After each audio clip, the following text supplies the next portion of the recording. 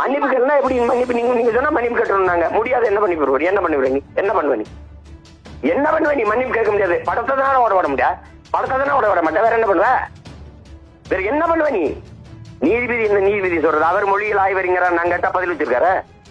இல்ல அந்த நீதிமன்றம் வரலாற்று பூர்வமா அந்த மொழி எப்ப தோன்றுறதுன்னு அப்படி தீர்ப்புல படிக்குமா? படிப்பாரா அவரு? நிபந்தனையற்ற மன்னிப்பு என்ன கேட்கணும்? நீங்க நிபந்தனையற்ற மன்னிப்பு நீங்கள் என் தாய்மொழியில இருந்தா உன் தாய்மொழி வந்தது வரல நிரூபிச்சுட்டு கேட்க சொல்ல மன்னிப்பு நாங்க எல்லாருமே கேட்கிறோம். அவரையே நீ முடிவிக்கிற ஒரு நடிகன் பயந்துக்குருவாரு படம் ஓடலைன்னா.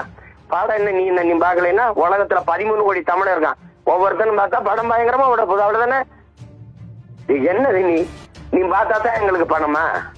சொல்லு. நீங்க தான் எங்க படத்தை எல்லாம் பார்த்து எங்களை வாழ வச்சுக்கிட்டு இருக்கீங்களா? நாங்க எவ்வளவு மாண்போட KGF 1, 2 இந்த காந்தாரா இந்த படத்தை எல்லாம் தமிழர்கள் கொண்டாடி எத்தனை கோடி வசூல போய் உங்களுக்கு பெற்றுக் கொடுத்தோம். அப்ப தமிழனுடைய பேரன்பும் பெருந்தன்மையும் எவ்வளவு